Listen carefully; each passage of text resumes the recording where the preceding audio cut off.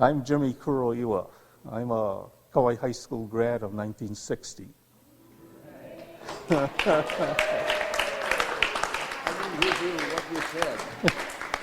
Kaua'i High School. You're so old, Jimmy. Yes. What I have here is a picture of a class of 1956. Eighth grade class from Lihui Grammar School. And I think that's about the age of you folks. I'm going to pass this on to you folks. And I have information on here about the Congressional Gold Medal Project. You see Secretary Shinseki, Rick Shinseki, and Stephen Sato that's on the rotating film, and myself. We're all classmates. From kindergarten all the way to graduating from Kaua'i High School until today, 70 years. We've been still communicating with each other and we're very good friends. And we want to share this with you because this is the legacy of the 100, the 442nd, and the Military Intelligence Service, the 1399, the 171st, and Kaua'i, because I have names here of people that came from Kaua'i that served with the units that were highly decorated. And some of you may be related to them. And that's why I put their names down, and you can take a look at it. It's a special recognition. What it is the World War II veterans passing it on to us. I'm a Vietnam veteran, and now I'm passing it on to you folks, so you can keep on passing this message on. Okay? So I'll pass this out so you folks can, at your leisure, take a look at it. At this time, I want to introduce Mr. George Arine. He's the president of the Military Intelligence Service, the MIS, and he'll introduce and go on with the rest of the story. Okay, thank you.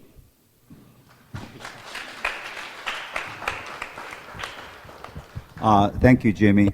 There is a connection between the USS Missouri, which I work on this ship as a tour guide, Kaua'i, the island of Kaua'i, and the MIS. And this is the connection. When the war ended in the Pacific, 1945, it was on the battleship Missouri, the surrender ceremony. And on that ship were 3 MIS soldiers. One of them was from Kaua'i. His name is Jiro Yukimura.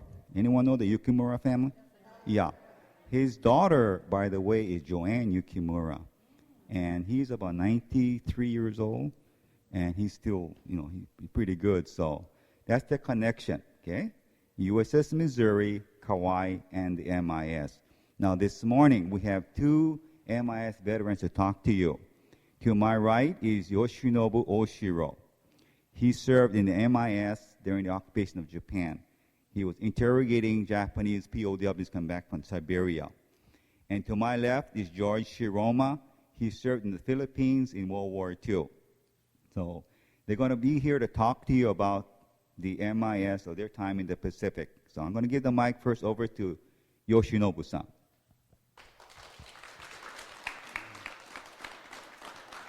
Do I have to stand? Can I sit? Anyway, good morning and thank you for sacrificing your Sunday, your time at the beach or whatever. Now, just to backtrack a little bit, none of the 100 and 442 representatives are here, but every year at the end of September, we have a memorial service. And at the memorial service, the 442 song and the Go for Broke song is sung at the memorial. The Go for Broke song goes, let's see.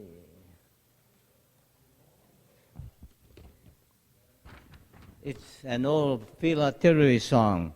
It says, 442nd Infantry were the sons of Hawaii, and go da-da-da-da-da-dum. And then the Go for Broke song is the One Puka Puka. The One Puka Puka is the 100 Battalion, the soldiers that were drafted and later on went to Africa and then joined the 442nd. So their song is the same except they start off with One Puka Puka, da-da-da-da-da-da. Now, to give a history of the MIS, usually President George Arine will give a history of the MIS. But after hearing those two songs several years ago, I composed a song at that time to give a little bit about the history of the MIS. And this is the history of the MIS in the song that I composed. Oh, we're the ones of MIS, you rarely hear from us. We're true and loyal troops of the red, white, and blue. We fought in the Pacific and Indian Ocean too. In the jungles of Papua, through Leyte and Bataan. We landed with Marines in Peleliu, through bloody Tarawa and Suribachi too.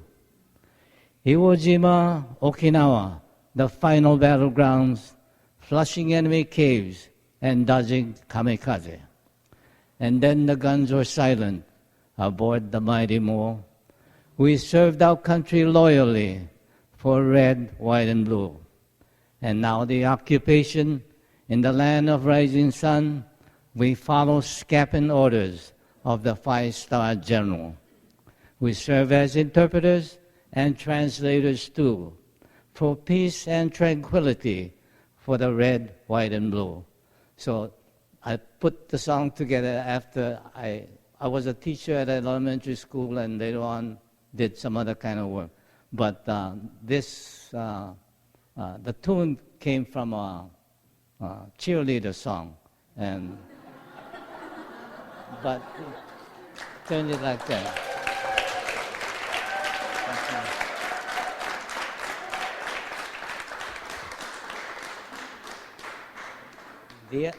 The other part, the Kaua'i connection, is I'm a member of the Kaua'i Veterans Club. Also, I live here, so I'm a member of the MIS Veterans Club of Hawaii here in Honolulu, on Oahu. And presently, the university and there's a group that I worked with at the university, the Curriculum Research and Development Group. We're working on a story about a Kaua'i native. His name is Ata Komori. Briefly, Ata Komori and a man named Richard Sakakida was drafted prior to, about 8 months before World War II. That was in 1941. They were enlisted actually, and sent to the Philippines as undercover agents. When they went to the Philippines, they worked themselves into the Japanese community to see what was going on, what were the activities that the Japanese population, the consulate officials, businessmen were doing. And so that kind of information was eventually passed on to General MacArthur's headquarters. One of them, Richard Sakakida, remained to be the interpreter at the surrender ceremonies when General Wainwright had to pull down the flag and surrender to the Japanese general. Ata Komori escaped to Australia about the same time as General MacArthur left for Australia on a PT boat. But Ata Komori was one that admired General MacArthur. At the end of the war, General MacArthur gave him this sword. And this sword is on display at the Kaua'i Veterans Center. It's on the way to the airport, and that's where they have a big airplane, an F-4 Phantom or carrier base airplane.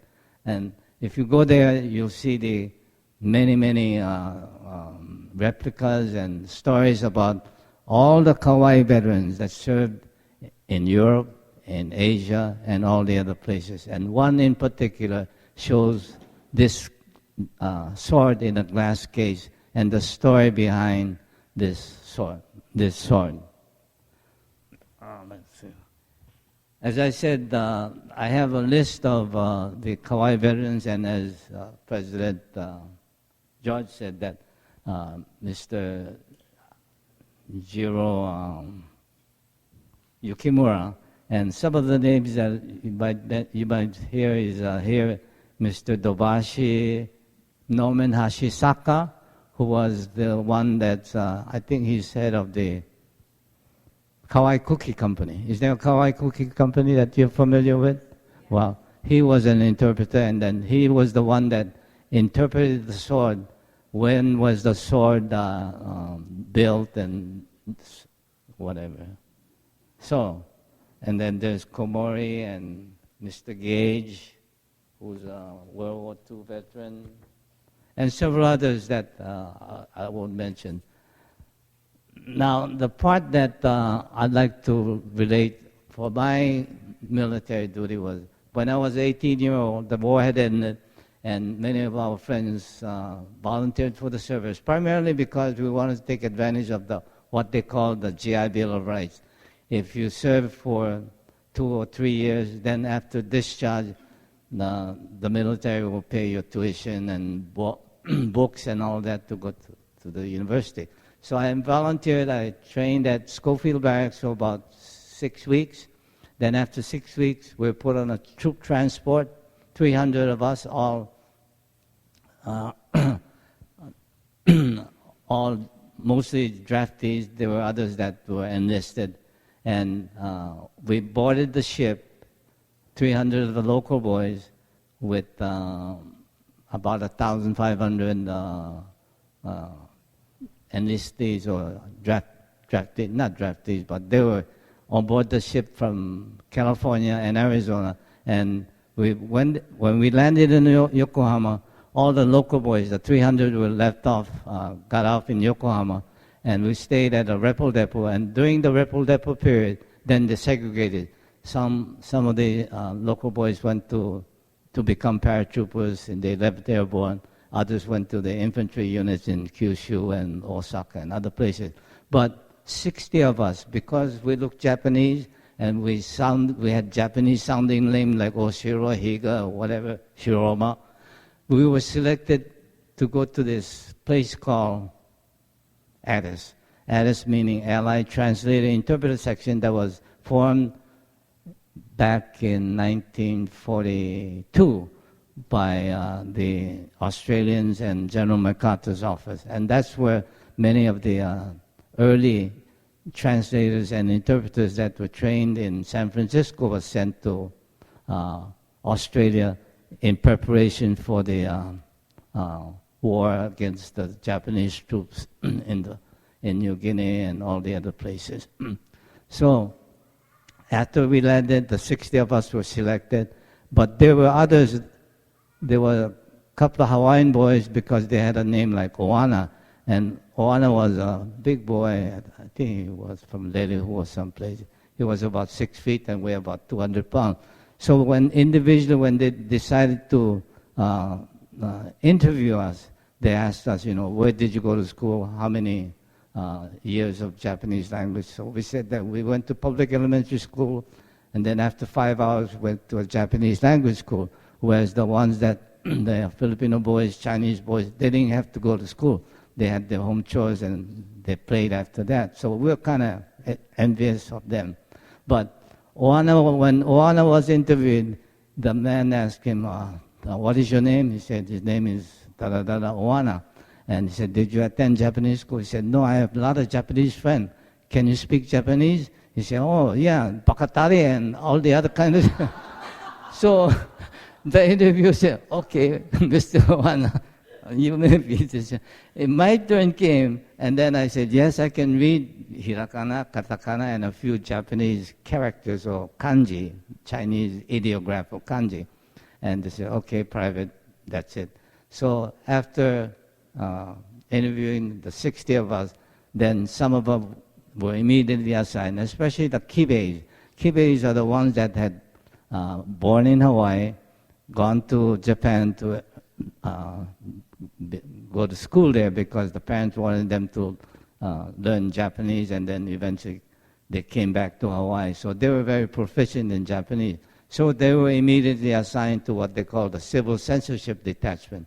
Civil censorship, in other words, they were screening things that were being published in the Japanese language daily, and also the communication between certain individuals, so that nothing that was against the military or against the Allied occupation troops were being printed. Now, when my turn came, I was assigned immediately to Kobe. Kobe is a city of, at that time, maybe about 200,000, maybe less. But it was an international city with white Russians community, German community, Chinese. Yeah, okay. I'm going to cut it short here because that's what I did. I'm limited to the point. But I'm limited, so the last thing that I did was I interrogated Japanese prisoners coming back from the Soviet Union, name, rank, serial number, helping the Home Ministry doing their work. But George Shiroma, the feature speaker, I think needs a lot of time, so I'll leave it up to...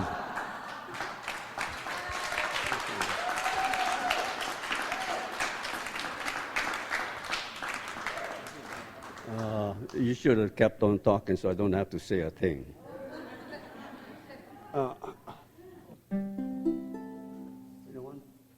Anyone of you play ukulele? One. Wow. All right. Those who don't play can make up their mind after you listen to me. You may not want to play.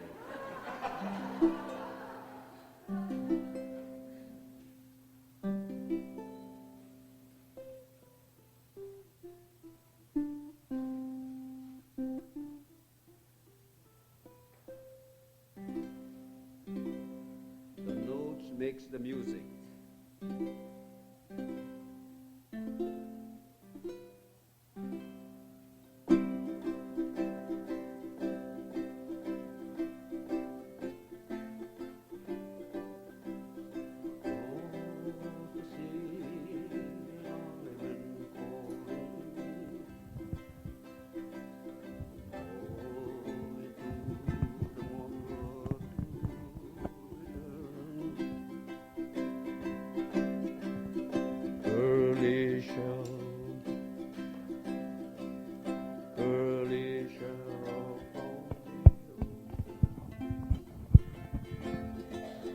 Shining in the sun, shining in the sun, when I see them, my heart tells me that I love you more than all those little pearly shells.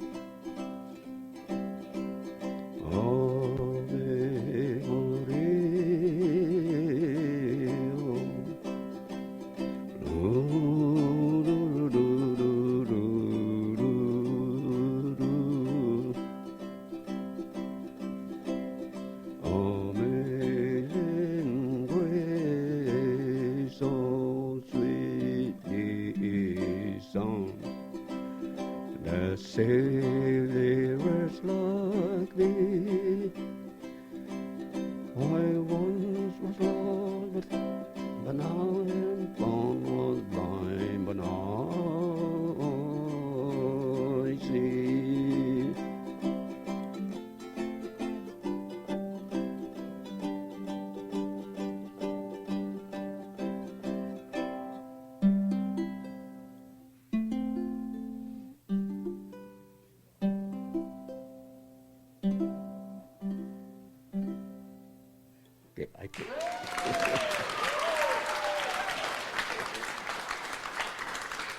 Yeah. I want to say he is 97 years old. So. Wait a minute. I'm 98. Oh, 98. He got older since I last spoke to him. 98 years old, and he drove here.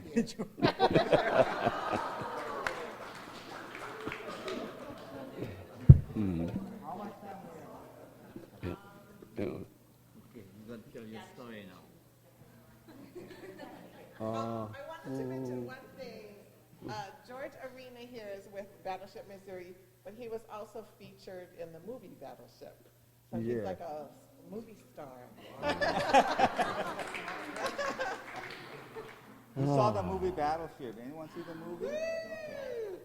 I was in 3 scenes, but don't He blink was your the eyes. mean Okay. Admiral Hashimoto. Yeah. my name came out in the credits in the end. So. You should watch that movie. It's a good. So this concludes the program for today. I know you want to hear him too, but you have another engagement, so I'm going to conclude over here. Thank you very much for coming today. How about a big hand for the guests today? Thank you. Mahalo for listening. If you have any questions or comments on this or other online audio programs, please visit us online at www.bishopmuseum.org. If you like us on Facebook, you'll be alerted when new programs are available. Ahui ho from the Bishop Museum.